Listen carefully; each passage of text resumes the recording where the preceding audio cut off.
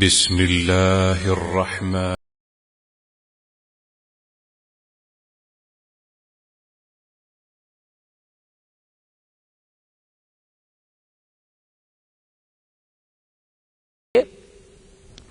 اب آئیں سفر حج کی تیاری ہو گئی سب کچھ.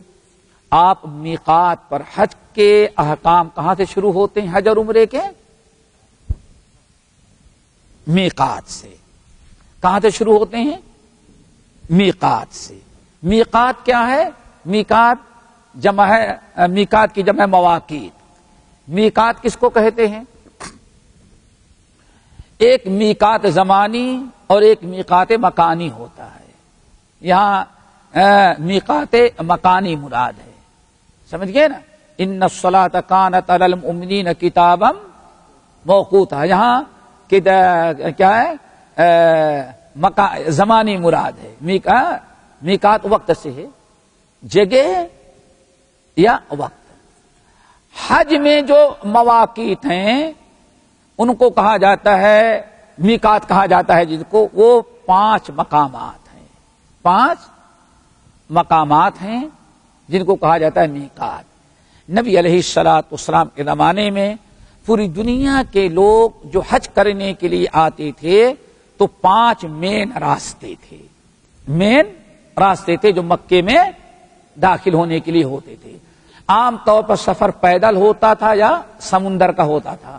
تو اس لیے جہاں جہاں کے لوگ مکہ آتے ان کی کشتیاں جہاں رکتی تھیں یا جہاں لوگ عام طور پر اترا کرتے تھے تو اس طرح سے 5 جگہیں تھیں. انہی کو نبی علیہ السلام نے من جانب اللہ میقات مقرر کر دیا.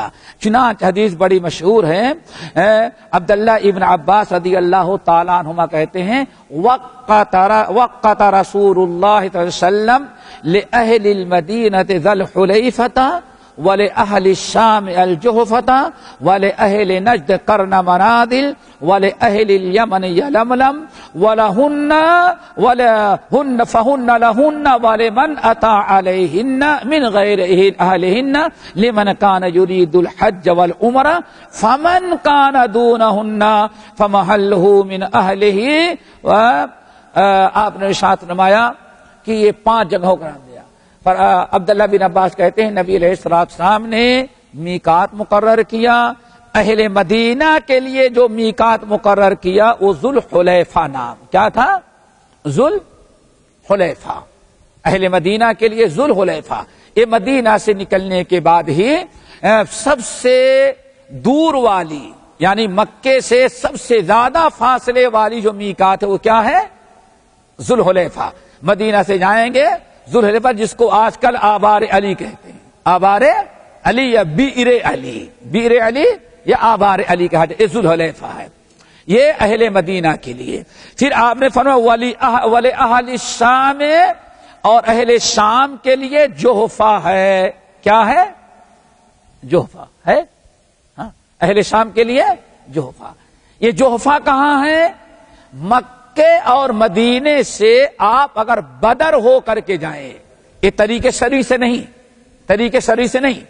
پرانا جو راستہ تھا آپ مکے سے مدینے سے مکے کی طرف جانے لگیں گے بدر والے راستے سے تو وہاں ایک مقام آتا ہے جحفہ.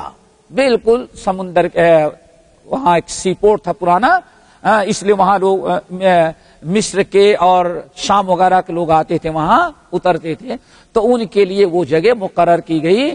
اب آج کل تو وہاں تک پہنچنا مشکل ہوتا ہے، جاتے نہیں چونکہ پانی والا سلسلہ ختم ہے سفر کا. لیکن بہرحال وہ جگہ باقی ہے، وہاں رہتے تھے. وَلِأَهْلِ نَجْدٍ قَرْنِ منازل.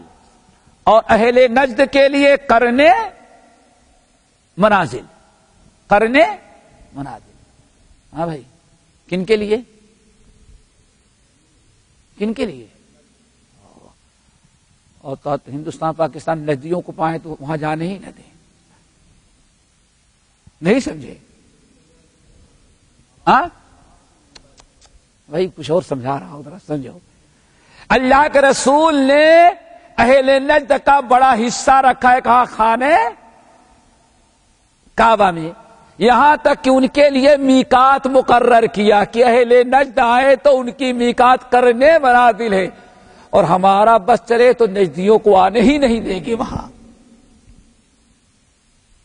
سمجھے؟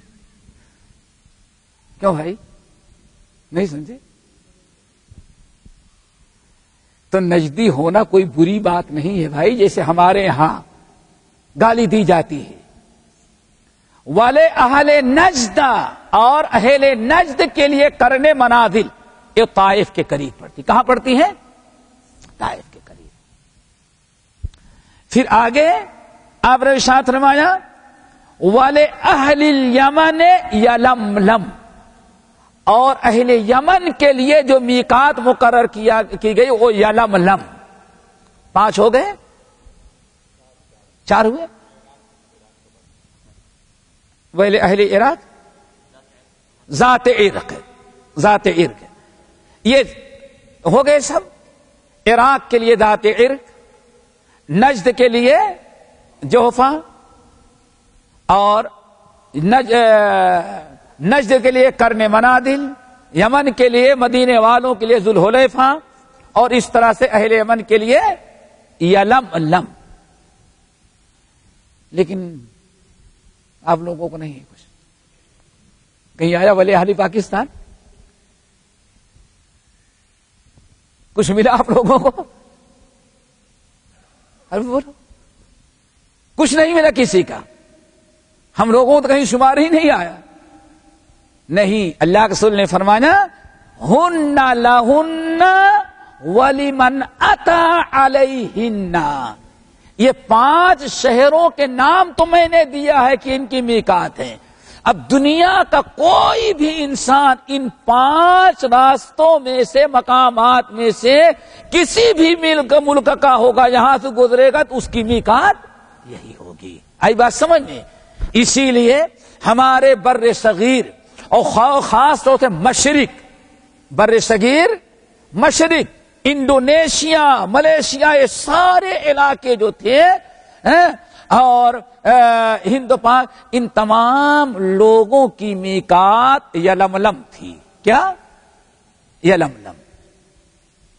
کیوں؟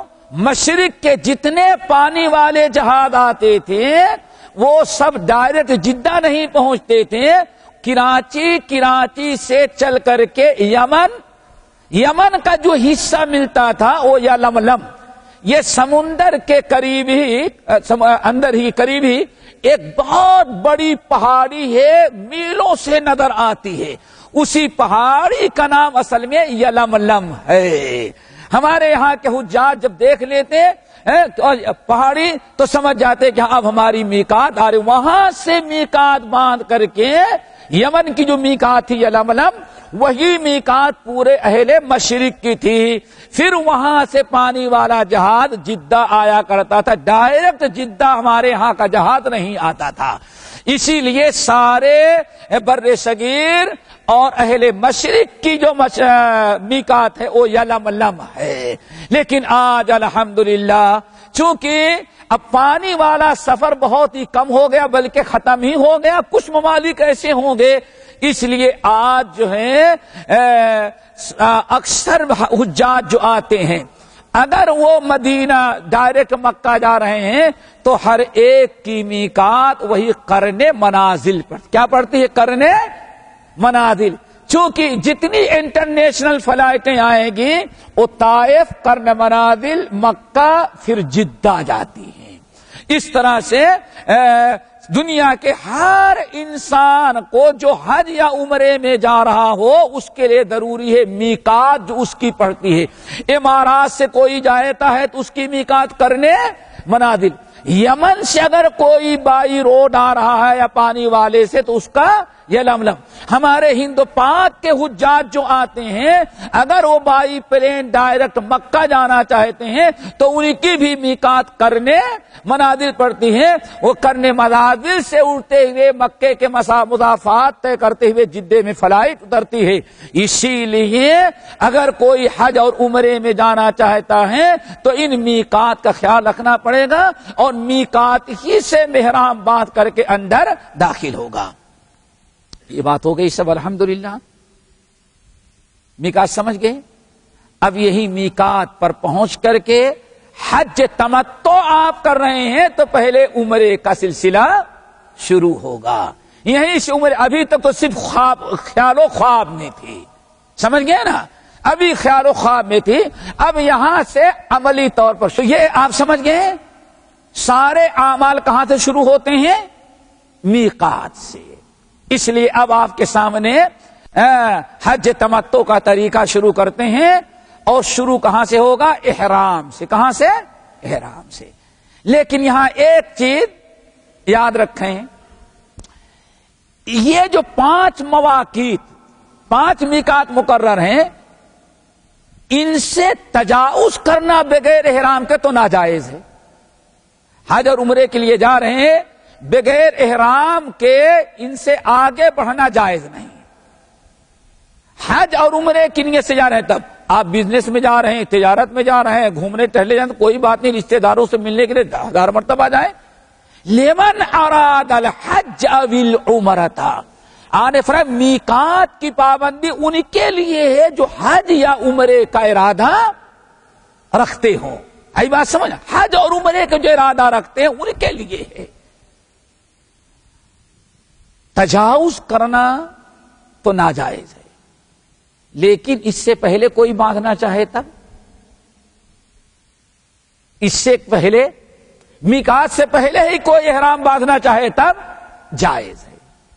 اسی لیے یہ مسئلہ یاد رکھیں، اگر کوئی انسان امارات سے جا رہا ہے، یا کوئی انسان پاکستان اسلام آباد کراچی پنڈی کے ایئرپورٹ پر ہے، یا ہندوستان بامبے دلی حیدرآباد بنگلور اور چنائی ایئرپورٹ پر ہے، یا بنگلہ دیش سے ڈھاکہ ایئرپورٹ پر ہے، نیپال سے کاٹھمنڈو ایئرپورٹ پر ہے، اور وہ وہیں سے باندھ لینا چاہتا ہے، تو کیا احرام باندھ سکتا ہے؟ باندھ سکتا ہے، لیکن پابندی وہیں سے شروع ہو جائے گی.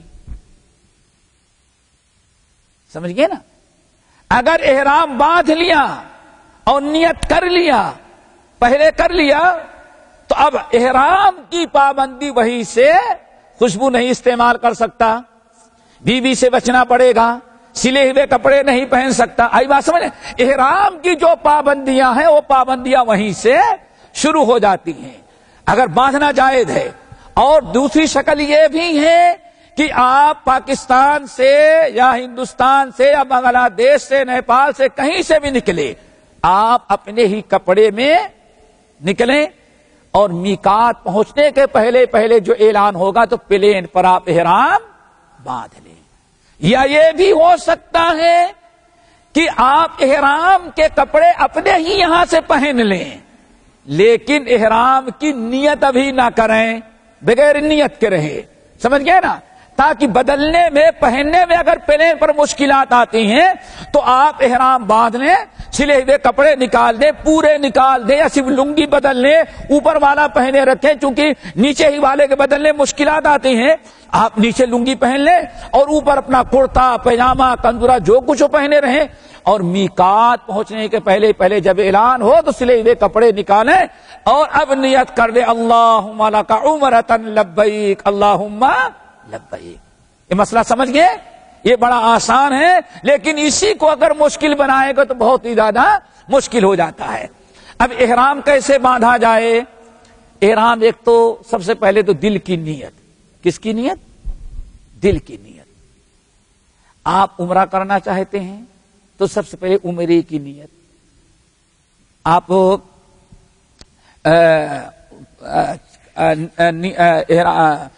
حج کرنا چاہتے ہیں، حج افراد، حج قران، تو اس کی نیت ہونی چاہیے.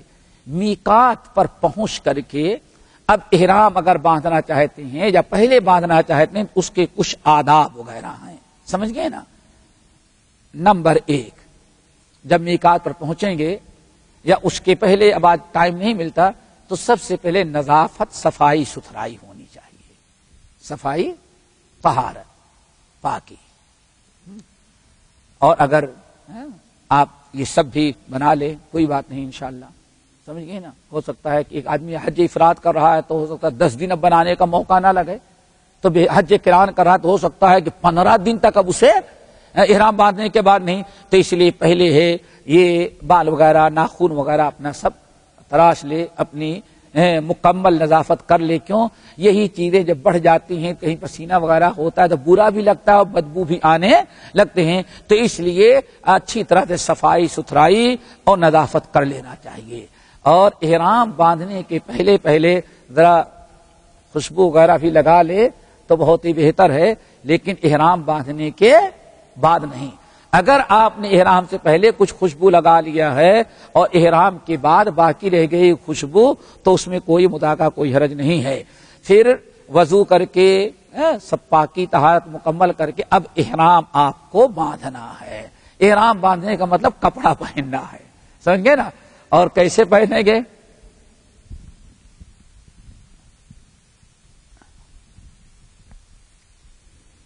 ایک تو پہلے سمجھیں، احرام کا مطلب ہے کوئی سلا ہوا کپڑا نہ ہو، سمجھ رہے ہیں نا؟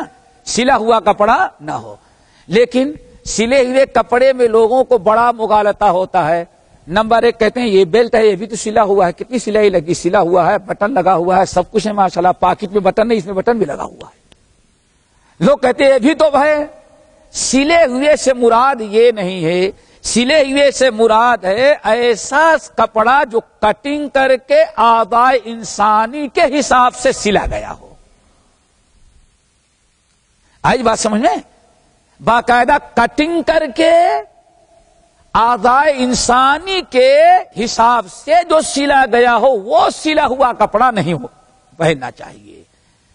اب ماشاءاللہ کوئی ایک آدمی ہو اچھا کھاتا ہٹا کٹا، ممکن ہے عام احرام جو ہے وہ اس کو چھوٹا پڑ رہا ہو، تو اب اسے احرام کو جڑوانا ہے تو بغیر سلائے تو نہیں ہو سکتا ہے.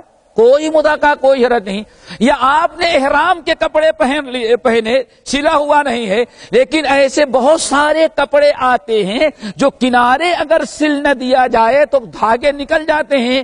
خوشنمائی کے لیے ایسے سلائی کر دی جاتی ہے، تو اس سلائی میں کوئی مداخلہ کوئی حرج نہیں. کیوں؟ اس میں کوئی اعضاء انسانی کے حساب سے کٹنگ نہیں کی گئی ہے. یہ اگر یہاں اس طرح سے سل نہ دیا جائے، یہ ڈیزائن کر دی گئی ہے، اور اس میں دیکھیں وہ سلائی تو ہے لیکن اعضاء انسانی کی سلائی نہیں ہے، بلکہ اگر اس کو موڑ کر کے سل نہ دیتے تو نتیجہ نکلتا کہ روزانہ دھاگا نکل جائے. آئی بات سمجھ میں؟ سلے ہوئے کپڑے کو نکال دینا ہے، مطلب یہ ہے وہ سلا ہوا کپڑا جو کٹنگ کر کے اعضاء انسانی کے حساب سے تیار کیا گیا ہو. اگر کپڑا چھوٹا ہے، جوڑنے میں سلائی آ گئی ہے، یا اسی طرح سے ہو سکتا ہے کوئی ڈیزائن کپڑے میں ہو اس میں دھاگا لگا ہوا ہے، تو ایسے کپڑوں میں کوئی مداخلہ کوئی حرج نہیں. نہ اسی طرح سے ہم سمجھتے ہیں کپڑا احرام کا سفید ہی ہونا چاہیے. احرام کا کپڑا بھی سفید ہونا کوئی ضروری نہیں ہے، بس لال کلر کا نہ ہو، گروے کلر کا نہ ہو، سلا ہوا نہیں ہونا چاہیے. اگر سفید کے علاوہ کسی اور کلر میں کپڑا مل جائے آپ باندھنا چاہتے ہیں، جیسے مثال کے طور لوگ بڑا برا سمجھتے ہیں، اپنے یہاں تہبند لنگیاں آتی ہیں، اس میں کچھ کبھی کیا ہوتا ہے، نہیں دھاگے نہیں، وہ ڈیزائن بنی رہتی ہے، چیک ہوتے ہیں، کوئی مداخلہ کوئی حرج نہیں.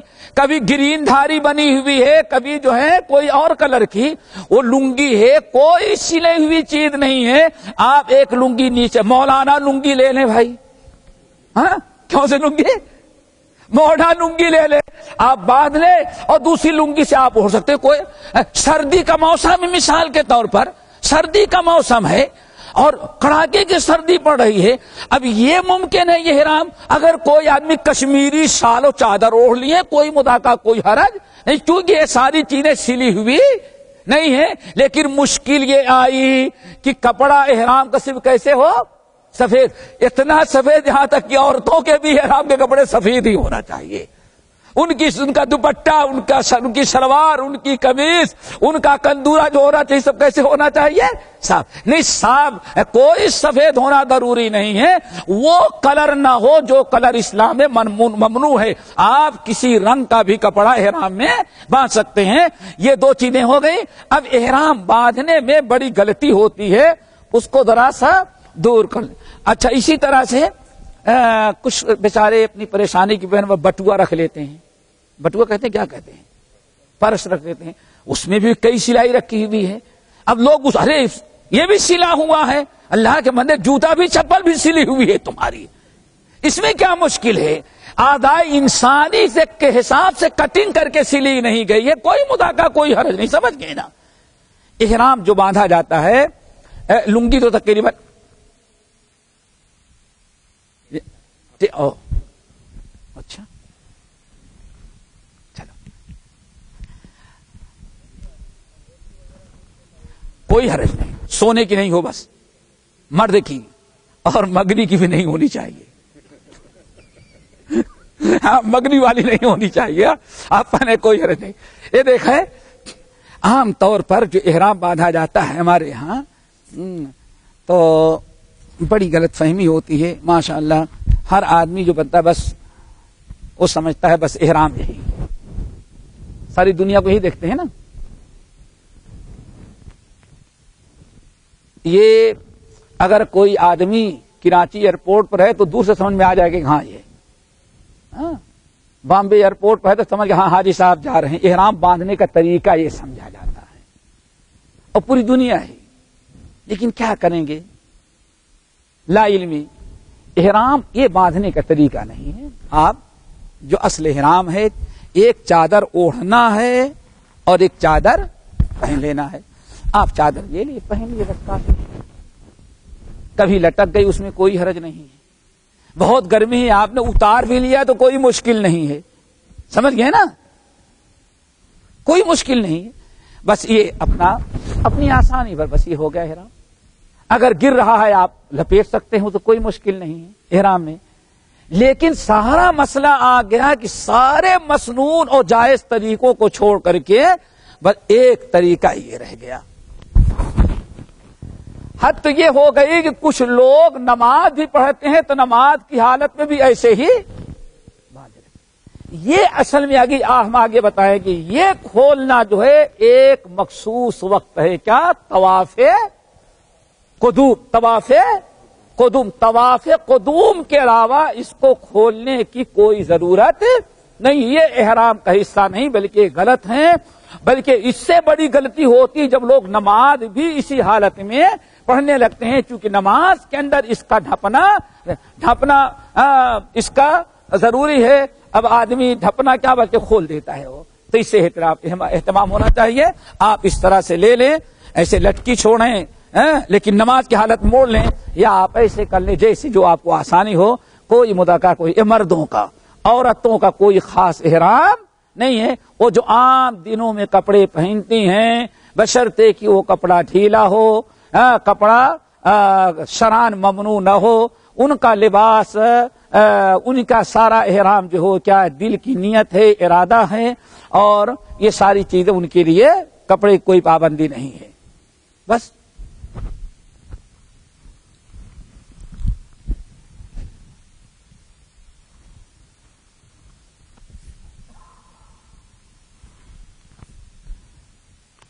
احرام باندھنا ہو گیا. اب احرام باندھ لینے کے بعد پہلے بات ہوئی کہ سلے ہوئے کپڑوں کو نکال دینا ہے. سارے سلے ہوئے کپڑے نکال دینا ہے. سمجھ گئے نا؟ سلے ہوئے کپڑوں کو ترک کر دینا ہے. لیکن اگر کسی کو کوئی بیماری ہے اور پریشانیاں ہیں حمام کی، اس کی اور اس کو احرام کے اندر کچھ پہننا ضروری پڑ گیا ہے کسی بیماری مجبوری کی بنا پر، احرام کے اندر کوئی چیز پہننے کی ضرورت پڑ گئی، مشکلات کسی عذر کی بنا پر، تو پہن لے شران، کوئی مدعا کوئی حرج نہیں ہے. ٹھیک ہے نا؟ احرام کے اندر سر کھلا اور پیر میں ٹخنوں کے دونوں ٹخنے کھلے ہونا چاہیے. کیا ہونا چاہیے؟ ٹخنے.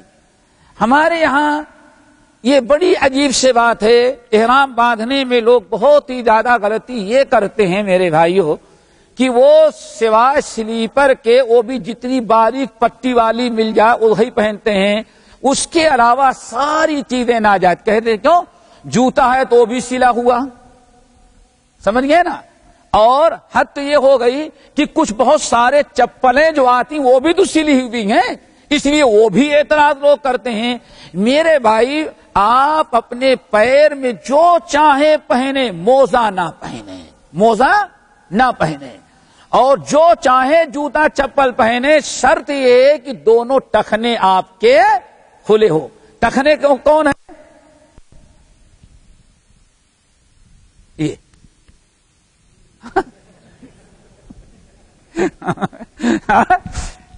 ٹخنے دیکھیں، یہ اور یہ دونوں وضو میں دھلتے ہیں تو ان کے ساتھ دھلتے ہیں نا. وضو میں جہاں تک پیر کو دھلنا ہے یہ جو ٹخنے ہیں اصل میں یہ ٹخنا کھلا ہونا چاہیے دونوں. آئی بات سمجھ؟ اب اس کے علاوہ اگر آپ کوئی ایسا جوتا پہن لے جس میں آپ کے پنجے بند ہیں، سمجھ گئے نا، اور ٹخنے کے نیچے آ گئے ہیں کوئی جوتا، تو ایسا جوتا پہننے میں بھی کوئی مذاکرہ کوئی حرج نہیں ہے. آپ یہاں دیکھیں دو چیزیں ہیں. وہ جوتا جو آپ نے بڑا دیکھا، بوٹ ہاں اس کو کہاں تک؟ بہرحال اس کا پہننا ناجائز ہے. کسی بھی حالت میں ایسا بوٹ پہننا جائز نہیں. یہاں تک کہ حجۃ الوداع کے موقع پر ایک صحابی آئے کہنے کہ یا رسول اللہ ہمارے پاس تو جوتا ہے ہی نہیں ہے، موزہ ہے. آنے فرمایا موزہ پہنو لیکن موزے کو کاٹ کر کے ٹخنے کے نیچے کر دو. اگر کسی کے پاس چپل نہیں ہے یا ایسا جوتا نہیں ہے جس کی بنا پر ٹخنے کھلے رہیں، ایسا بوٹ اس کے پاس ہے بڑا والا، تو اس کو بھی اسی کو کاٹ کر کے انسان نیچے پہنچا دے اور ٹخنے کھول لے، کوئی مدعا کوئی حرج نہیں. آئی بات سمجھ؟ بلکہ بسا اوقات حج کی بھیڑ بھاڑ میں جہاں پانی یہ ساری چیزیں مشکلات رہتی ہیں، چپل سے زیادہ آفت اس چھوٹے جوتے میں ہوتی ہے جس میں آپ کے پنجے ہیں دبے ہیں اور پورا پیر آپ کا چھپا ہوا. چلنے میں، بھیڑ بھاڑ میں، یا کسی کا پیر اگر کے نیچے آپ کی چپل آ جاتی جب بھی آپ کے منہ کے بل گرنے کا خطرہ ہوا کرتا ہے. لیکن اس قسم کے جوتے جو ہوں گے جس میں آپ کا پیر ڈھپا ہو پنجہ لیکن ٹخنے آپ کے کھلے ہوں، تو اس کے استعمال میں شرعاً کوئی مذاکرہ کوئی حرج انشاءاللہ نہیں ہوگا. کیوں؟ آپ نے ارشاد فرمایا آپ نے ٹخنے کو کھلے رکھو. اگر کسی کے پاس جوتا نہیں ہے چاہے موزہ ہے تو وَلْيَقْطَعْهُمَا، چاہیے کہ موزے کو کاٹ کر کے ٹخنے کے نیچے. اور اگر کسی کی پینٹ ہی ٹخنے کے نیچے لٹکی ہے تب پھر کیا ہوگا بھائی؟ کسی کے پینٹ کسی کی سلوار ٹخنے کے نیچے ہے تب کیا کرے گا وہ؟ احرام میں کہاں پہنے گا وہ؟ جب احرام میں ہے تو پینٹ کہاں پہنے گا، سلوار کہاں پہنے گا؟ احرام کی احرام کے علاوہ اگر پہنے تو کھول کاٹ دینا چاہیے. تو احرام میں تو کچھ پہنے ہی گئے نا. احرام میں لنگی جو پہنا ہوا چادر وہ ٹخنے کے اوپر ہونی چاہیے، لٹکتی نہ رہے، جو سنت کے خلاف ہے. اور جوتا آپ چاہے تو چھوٹا والا جوتا یا چپل، اور چپل میں چاہے سلیپر یا وہ چپل جس کے اندر سلائی کی ہو رہتی مضبوطی کے لیے، کوئی بھی آپ چپل استعمال کریں اس قسم کا جوتا شرعاً کوئی مذاکرہ کوئی حرج نہیں ہے. جی آئیں اب طواف قدوم. طواف احرام باندھ لیا آپ نے، احرام کپڑا پہنا آپ نے، اور نیت آپ نے مکمل کر لی. اچھا یہاں ایک بات اور ہے اصل میں جو نہیں یہ سب مردوں کا ہے. یہاں ایک چیز ہے، عورت کا یہ کھلنا ضروری ہے بس، کفین۔ یہاں ایک چیز اور اشارہ کر دینا ضروری ہے کہ یہ جو میقات پر ہم یہ سب باندھ رہے ہیں، کچھ لوگ سمجھتے ہیں کہ نہا کر کے دھل کر کے جب تک 2 رکعت پڑھیں گے نہیں تب تک احرام مکمل نہیں ہوتا، اور کچھ کتابوں میں لکھ بھی دیا جاتا ہے کہ نیت کرتا ہوں 2 رکعت نماز بنیت احرام۔ میرے بھائی یہاں ایک چیز یاد رکھیے گا، کتاب و سنت کی روشنی میں احرام کی کوئی نماز نہیں ہے، سمجھ رہے ہیں نا، احرام کی کوئی نماز نہیں ہے۔ نبی علیہ الصلوۃ والسلام نے احرام باندھا فرض نماز کے بعد، اذان ہوئی، آپ نے اقامت ہوئی، آپ نے نماز پڑھائی، فرض نماز پڑھانے کے بعد آپ آ کر کے سواری پر بیٹھے اور تلبیہ آپ نے شروع کیا۔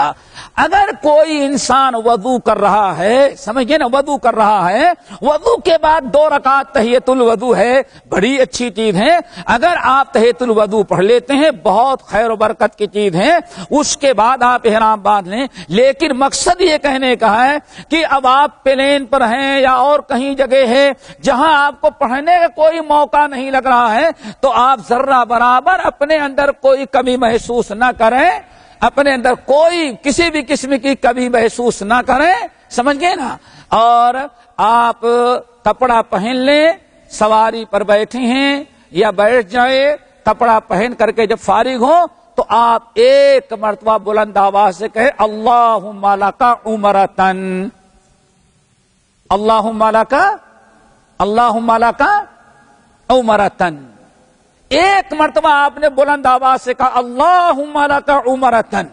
اب یہاں سے آپ کلی طور پر احرام میں داخل، اب آپ کے اوپر وہ ساری پابندیاں عائد ہو گئیں جو احرام کے لیے مقرر کی گئی ہیں، ناخن تراشنا، بال کٹانا، سلے ہوئے کپڑے پہننا، خوشبو لگانا، گالی گلوچ، یہ ساری چیزیں اللہ تعالیٰ نے ہمیں اب حبر حرام قرار دے دیا ہے، کیونکہ ہمارا احرام ہم احرام میں داخل ہو گئے ہیں۔ اب آپ کا سب سے بڑا عمل جو ہوا کرتا ہے دوستو، وہی تلبیہ پڑھنا۔ کیا پڑھنا؟ تلبیہ پڑھنا، لبیک اللہم لبیک لبیک لا شریک لک لبیک ان الحمد والنعمت لک والملک لا شریک لک۔ یہ آپ جتنا پڑھ سکتے ہیں وہ پڑھیں۔ اس طرح سے ہم اب سارے گناہ، ساری برائیوں سے بچتے ہوئے مکہ پہنچیں گے، تو اب مکے کے بعد حج کا، عمرے کا دوسرا عمل شروع ہوگا۔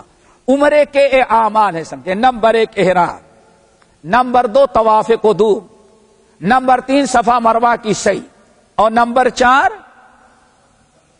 بال کٹانا۔ یہ سمجھ گئے نا، احرام، طواف قدوم، صفا مروہ کی سعی، اور صفا مروہ کی سعی کے بعد بال کٹانا، قصر یا حلق کروانا، یہ ہے۔ لیکن ابتدا جو ہوتی ہے وہ طواف قدوم سے۔ طواف کرنے کے پہلے وضو شرط ہے، وضو ہونا۔ کیوں؟ نبی علیہ السلام نے ارشاد فرمایا کہ طواف جو ہے نماز ہے، تو جس طرح سے نماز کے لیے طہارت شرط ہے، ویسے ہی طواف کے لیے بھی وضو شرط ہے۔ یہ طواف جو ہوتا ہے، جتنے طواف ہیں، چاہے فرض ہو یا واجبی ہو یا مسنون ہو یا نفلی طواف، 7 چکر پورا کرنے کے بعد ہی کیا ہوتا ہے؟ ایک طواف ہوتا ہے، سمجھ گئے نا، اس میں کوئی اختلاف نہیں۔ لیکن طواف کے نام الگ الگ ہیں، ایک ہے طواف قدوم، نمبر 2 دوسرا ہے طواف افاضہ، نمبر 3 طواف وداع، نمبر 4 عام طواف نفلی۔ یہ 4 قسم کے طواف ہیں، طواف قدوم، طواف افاضہ اور طواف وداع اور طواف نوافل جو عام طواف ہوتا ہے۔ تو طواف قدوم کس کو کہتے ہیں؟ مکے میں پہنچنے کے بعد حاجی، حج تمتع کرنے والا مکہ جب پہنچے گا تو جو طواف کرتا ہے وہ طواف قدوم ہے. سمجھ گئے نا؟ یہ جو طواف قدوم 7 چکر کیا جائے گا، لیکن اس طواف قدوم میں جتنے آپ طواف سنے 4 قسم کے نا، طواف قدوم، طواف افادہ، طواف وداع اور طواف نوافل. یہ چاروں جو طواف ہیں ان میں صرف طواف قدوم جو ہے اس کی 2 خصوصیتیں، اس میں 2 خصوصیتیں پائی جاتی ہیں، ان کا لحاظ رکھنا ضروری ہے. وضو، طہارت تو جتنے وضو طواف میں ہر ایک کے لیے شرط، لیکن طواف قدوم میں 2 شرطیں ہیں بہت ہی ضروری، جن کا اہتمام کرنا ضروری ہے. ایک ہے عید اتباع. کیا ہے؟ عید اتباع دیا ہے. ہاں، ایک ہے عید اتباع اور دوسرا ہے رمل. کیا ہے؟ رمل. وہ کیا ہے؟ عید اتباع یا نہیں چلے گا؟ آپ اس طرح سے احرام باندھے ہوئے تھے، ٹھیک ہے نا، لیکن جب طواف کرنے کے لیے آئیں گے طواف قدوم، تو طواف شروع کرنے کے پہلے سنت یہ ہے کہ آپ پیدائشی لوگوں نے شروع کر رکھا ہے، ہاں گھر ہی سے نکلتے ہیں تبھی. اب اس کی نوبت آئی کہاں؟ طواف قدوم میں. اس کو کہا جاتا ہے عید اتباع. آپ نبی علیہ السلام نے جو چادر تھی اوڑھے ہوئے تھے اس کو دائیں موڈھے کے نیچے سے نکال کر کے بائیں موڈھے پر ڈال دیا. ٹھیک ہے نا؟ اس کو کیا کہا جاتا ہے؟ عید اتباع. یہ 7 چکر میں کتنے؟ پورے 7 میں. یہ ہم شروع کریں گے طواف تب سے کھولیں گے، اور طواف مکمل کرنے کے بعد جب مقام ابراہیم پر نماز پڑھنے لگیں گے تب اس کو ڈھانپ لیں گے. آگے بات، یہ پورے 7 چکر میں. اور ایک ہے رمل. 7 چکر جو ہیں 7 مرتبہ گھومیں گے نا، ابتدائی 3 میں. کتنے میں؟ ابتدا شروع میں جو ہے 7 چکر میں ابتدا کے اندر جو 3 ہیں، ہاں ان میں مٹھی بند. دراصل اب پہلوانی دکھانا ہے، یا عورتوں کے لیے نہیں ہے، کس کے لیے؟ صرف یہ. اس کو رکھیں اور پہلوان کی طرح آپ ذرا دوڑیں، آپ کے موڈھے بھی اوپر کی طرف ہلتے ہوں، جلتے ہوں. سمجھ گئے نا؟ یہ ایک بہترین عمل تھا جو اللہ تعالی نے اس کو قبول فرمایا. ہوا یہ تھا کہ نبی علیہ السلام جب آواز جا رہی ہے؟ نہیں آ رہی؟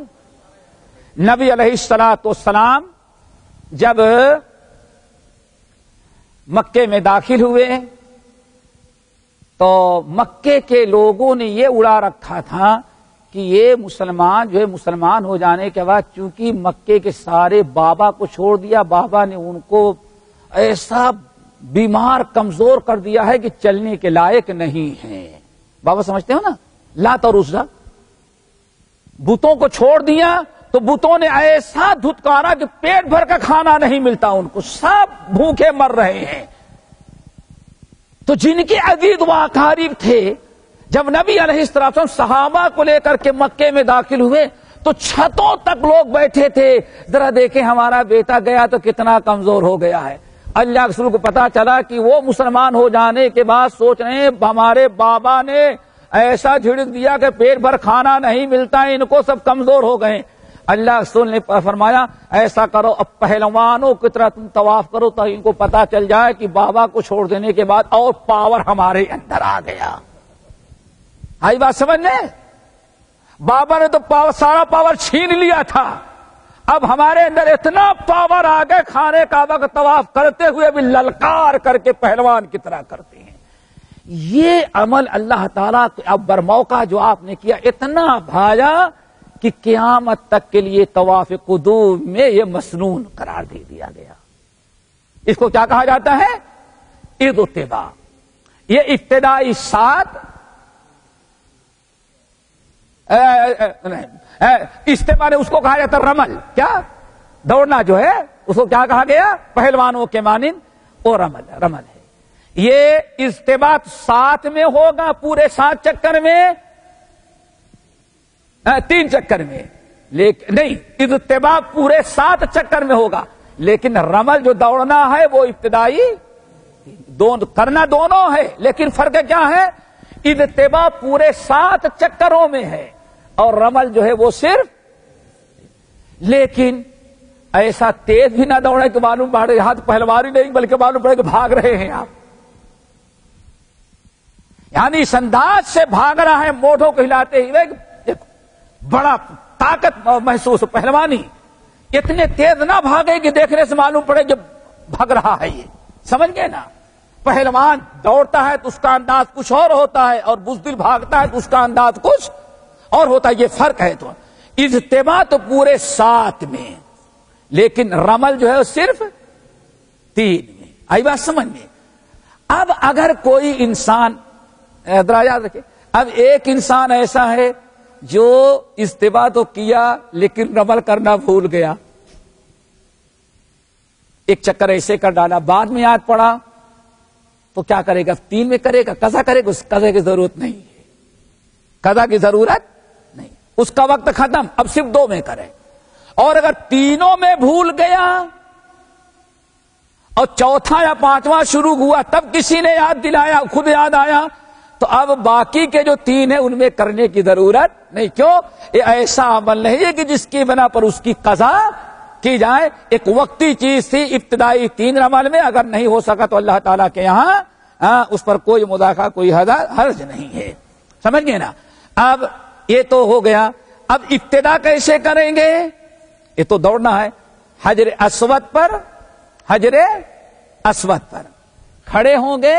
دیکھیں نشان لگا ہوا ہے نا، حجر اسود کا نشان نظر آ رہا ہے؟ نہیں آ رہا ہے میرے خیال سے. ہاں، حجر اسود پر ڈنڈ نہیں رہے تھے.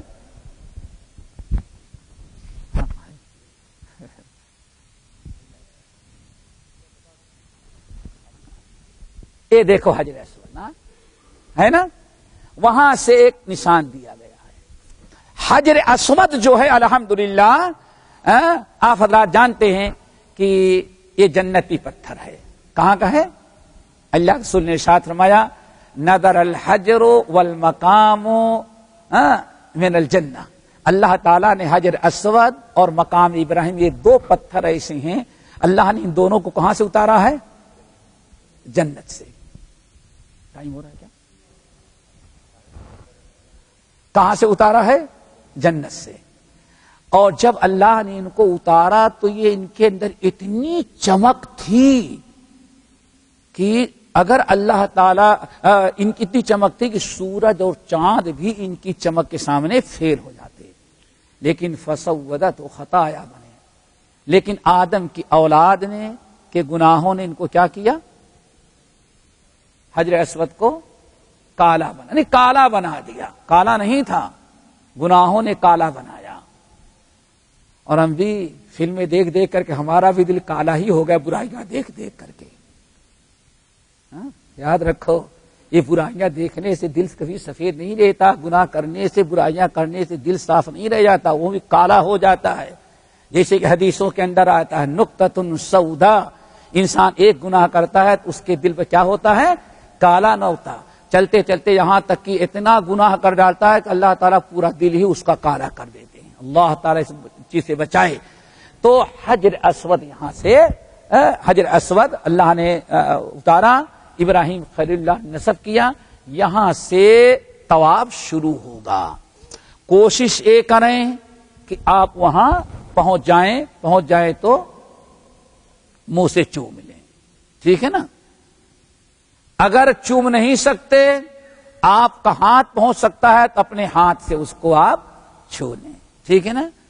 اگر ہاتھ سے نہیں چھو سکتے تو نبی علیہ السلام کے ہاتھ میں ایک چھڑی تھی، آپ نے چھڑی سے اس کو چھو لیا اور چھو کر کے آپ نے اس کو چوم لیا. ایک ہی مرتبہ حجۃ الوداع میں جب آپ طواف کرنے لگے تو آپ نے پہلے تو موقع ملا، آپ نے پہنچ کر منہ سے بوسہ دیا، پھر اور بھیڑ بڑھ گئی تو آپ نے اپنے دست مبارک کو لمبا کیا اور چھو کر کے پھر ہاتھ کو چوم لیا، ٹھیک ہے نا؟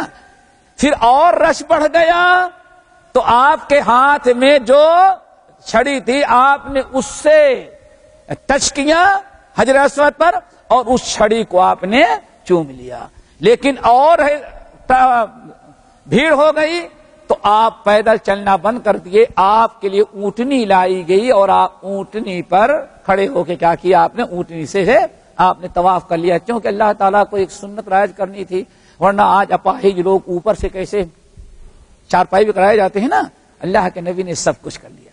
پھر آپ جب اتنی دور ہو گئے کہ چھڑی سے بھی آپ ٹچ نہیں کر سکتے تھے تو اب آپ وہیں دور کھڑے ہو کر کے بسم اللہ اللہ اکبر کیا کہتے ہیں؟ بسم اللہ اللہ اکبر، لیکن ہاتھ آپ نے نہیں چوما، کیوں؟ آپ کا دست مبارک حجر اسود کو ٹچ نہیں کیا، آپ نے پہلے منہ سے ٹچ کیا، چوم لیا، پھر دست مبارک کو ٹچ کیا تب چوم لیا، پھر چھڑی آپ نے لگائی اس کو بھی چوم لیا، لیکن جب آخر میں آپ نے دور سے، جب بھی آپ طواف کریں گے چاہے قریب جا کر کے چومے یہاں سے بسم اللہ اللہ اکبر، جب آپ نے آخر میں دور سے اشارہ کیا تو اشارہ کرنے کے وقت آپ نے بہرحال پھر اپنے دست مبارک کو نہیں چوما۔ اب دو چیزیں ہیں، ہمارے ہاں آج بہت سارے لوگ کیا کرتے ہیں؟ بسم اللہ اللہ اکبر، بسم اللہ اللہ اکبر، دیکھیں نہیں دیکھا ہے؟ ایک کے بجائے 3 مرتبہ، اور اللہ کے رسول صرف 1 مرتبہ۔ نمبر 2، نبی علیہ السلام صرف اپنے دائیں ہاتھ دست مبارک کو لمبا کیا، ٹھیک ہے نا؟ ہم ایک کے بجائے کیا کرتے ہیں؟ دونوں کرتے ہیں، سمجھ گئے نا؟ اور دونوں کو کرنے کے بعد یہ سب بدعات میں سے ہے، اس سے ہمیں اجتناب کرنا چاہیے، ہمیں اس سے بچنا چاہیے، سمجھ گئے نا؟ یہ طواف اس طرح سے ہم شروع کریں گے۔ طواف جب شروع کریں گے تو خانہ کعبہ جو ہے اس کے 4 ارکان ہیں، یعنی 4 کونے ہیں۔ کتنے ہیں؟ 4 کونے۔ حجر اسود سے شروع ہوگا، حجر اسود، رکن عراقی، رکن شامی اور رکن یمانی، یہ 4 کونے ہیں۔ آخر میں آپ جب پلٹ کر کے آئیں گے حجر اسود کے بعد 3 ہے، ایک تو یہ ذرا خیال چلے گا، یہ دیکھیں ایک کونا یہ ہوا، اس کو کیا کہتے ہیں؟ حجر اسود، رکن عراقی، پھر آگے آیا رکن شامی، پھر یہ آ گیا ادھر، یہ اس کو کیا کہیں گے؟ رکن یمانی۔ یہ 4 رکن ہیں، 4 کونے۔ لیکن یاد رکھیے گا یہ 4 رکن تو ہیں، اب یہاں 2 چیزیں یاد رکھیں، آواز جا رہی ہے؟ یہاں 2 چیزیں خاص خیال رکھنا۔ نمبر 1، یہ رکن جو ہیں حجر اسود اور رکن یمانی یہ اصلی ہیں۔ کیا ہے؟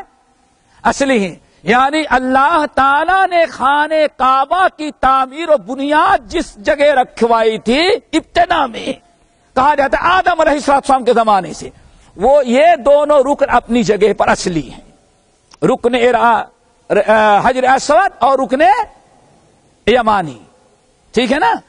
اور یہ رکن عراقی اور رکن شامی جو ہیں، عراقی اور اس کے بعد یہ شامی، یہ دونوں جو رکن ہیں یہ اپنی اصلی جگہ پر نہیں ہیں، یہ اصلی نہیں ہے۔ آئی بات سمجھ میں؟ اسی لیے نبی علیہ السلام اس کو چوما اور اس کو بھی چھوا، رکن یمانی کو، لیکن رکن عراقی اور رکن شامی کے پاس نہ آپ رکے، نہ ٹھہرے، نہ آپ نے ان کا استلام چھوا۔ وجہ کیا ہے؟ اب 2 چیزیں یاد رکھیں۔ نمبر 1، پہلی وجہ یہ ہے کہ یہ جو ہیں یہ دونوں ابراہیم علیہ الصلوۃ والسلام نے خانہ کعبہ کی تعمیر اللہ کے حکم سے جبرائیل امین کے اشارے پر جو کچھ کی تھی وہ اس میں چھت نہیں تھی. خانہ کعبہ چاروں دیواریں تھی, چھت نہیں تھی, کھلی تھی, اوپر آسمان تک کھلا ہوا. مکے کے لوگ بینک تو ہوتا نہیں تھا, اپنی اپنی امانتیں جو ہوتے تھے درہم دینار سونا چاندی اس کو ایک کپڑے میں لپیٹے اور کچھ نشانی لگا کر کے اوپر پھینک دیتے تھے اندر. یہ دروازہ جو تھا اس کی خاص چابی ہوتی تھی اور یہ کوئی اندر جا نہیں سکتا تھا. اپنی اپنی امانتیں ڈال دیتے تھے تاکہ چور بہرحال اتنا تو ڈرے گا کہ کبھی یہاں مال نہیں چرائے گا. سمجھ گئے نا. لیکن ایک مہا چور نکلا. سب تو چور تھے اور مکے میں ایک مہا چور نکلا. اس کی نیت خراب ہو گئی. وہ بدبخت پتہ نہیں سیڑھی لگایا رہا تو کیسے موقع گھس گیا اور ساری امانتیں مکے والوں کو چرا لے گیا. اب مکے والوں نے کہا ایسا بھی بدبخت چور ہے جو خانہ کعبہ سے بھی چوری کر لے جاتا ہے. اب ان کو فکر لاحق ہوئی کہ اب کیسے محفوظ رہے گا, تو انہوں نے سوچا کہ اس کی چھت بھی ڈال دو تاکہ کوئی چور اوپر سے نہ آ سکے. ایک کام تو یہ کیا. دوسرا کام یہ کیا, یہ خانہ کعبہ کا دروازہ جو تھا بالکل بنا ابراہیمی میں یہاں تھا, نیچے سے تھا. آپ جیسے ہمارے گھروں کا دروازہ ایسے رہتا. لیکن پھر دوبارہ ان لوگوں نے سوچا کہ اب دروازہ نیچے نہیں رکھیں گے بلکہ اوپر کر دیں گے اور تالا لگا دیں گے تاکہ اب کوئی نیچے سے جا نہ سکے. اب اس کے لیے جب خانہ کعبہ کو ڈھایا گیا اور ساری تعمیر کرنے لگے تو مکے والے شراب بھی پیتے تھے, شراب کا بھی کاروبار تھا, حرام بھی آمدنی ہوتی تھی. کہا بھائی حرام اپنے کو تو چلے گا لیکن اللہ کے گھر کو نہیں چلے گا, اس لیے حلال مال اکٹھا کرو.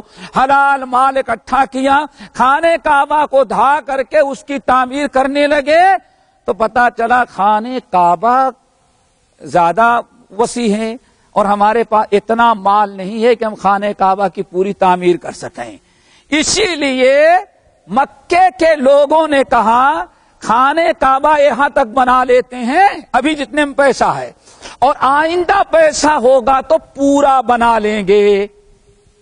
یہ یاد رکھیے گا. پھر کیا کریں, انہوں نے یہ دیوار کھینچ دیا. جس کو کہا ایک بنی ہے نا دیوار, اس کو کہا جاتا ہے حتیم. کیا کہتے ہیں؟ حتیم. یہ خانہ کعبہ کا اکثر حصہ ہے. آج خانہ کعبہ دیکھیں مدور ہے چاروں طرف سے چوکور. خانہ کعبہ مدور نہیں مستطیل تھا, چوڑائی کم تھی, لمبائی یہاں تک تھی. لیکن حلال پیسہ کم ہو گیا, کم پڑ گیا, تو مکے والوں نے کہا ابھی جتنا پیسہ ہے اتنے کی تعمیر کر لیتے ہیں اور باقی خانہ کعبہ کو دیوار سے گھیر دیتے ہیں. یہ حتیم بنا دیا. آئندہ جب ہمارے پاس حلال پیسہ آ جائے گا تو انشاءاللہ ہم اس کو پورا تیار کر دیں گے. ٹھیک ہے نا. اب دوبارہ انتظار کرتے, پیسہ نہ آیا, اسلام آ گیا الحمدللہ, مکہ فتح ہو گیا. اب یہ دونوں جو کونے ہیں میں نے کہا یہ اصلی اپنی جگہ پر نہیں. اچھا دنیا بھولی ہوئی تھی, نبی علیہ الصلوۃ والسلام نے ام المومنین عائشہ رضی اللہ تعالیٰ عنہ کا ہاتھ پکڑا اور لے کر کے آپ آئے اور عائشہ کو یہاں کھڑا کر دیا. کہاں؟ حتیم میں حضرت عائشہ کو, اور فرمایا عائشہ خانہ کعبہ کی تعمیر ناقص رہ گئی ہے اور یہاں تک, اور حتیم کا اکثر حصہ کیا ہے خانہ کعبہ کا تھا, لیکن تمہاری قوم کے لوگ بنانے لگے, حلال پیسہ ختم ہو گیا تھا تو انہوں نے کیا کیا کہ اتنا گھیر دیا.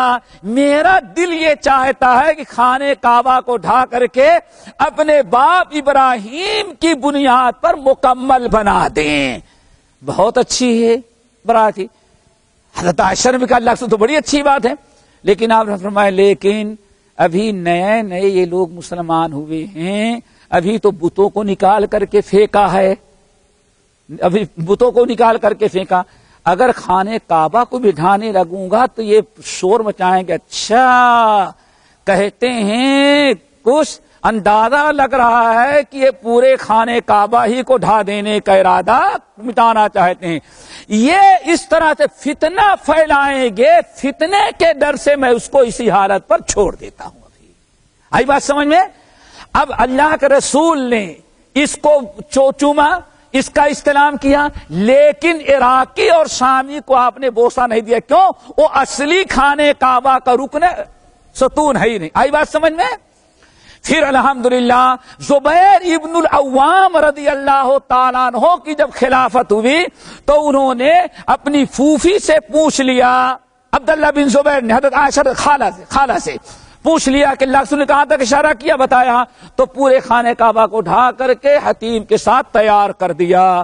لیکن حجاج ابن یوسف نے جب حملہ کیا، حضرت عبداللہ بن زبیر کو سولی پر لٹکایا اور پھر اس نے خانے کعبہ کو ڈھا کر کے اس طرح سے رکھ دیا۔ آج تک اس طرف چلا رہا ہے۔ مشائخ نے کہا اب اگر ڈھائیں گے تو ہر آنے والا بادشاہ جس کو کچھ ملے گا وہ اپنے انداز سے، اور کہیں ہندوستان اور پاکستان کے لوگوں کو ملے گا تو درگاہ ہی بنا دیں گے۔ کیا بنا دیں گے؟ نہیں، وہ تو خانے کعبہ کے لائے اس کو کچھ اور بنا دیں گے۔ اسی لیے جیسے ہے ویسے چلنے دو، اس کو اب چھیڑ خانی نہ کرو۔ تو میرے بھائیو، یہ طواف کا مسئلہ میرے خیال بات سمجھ میں آ گئی۔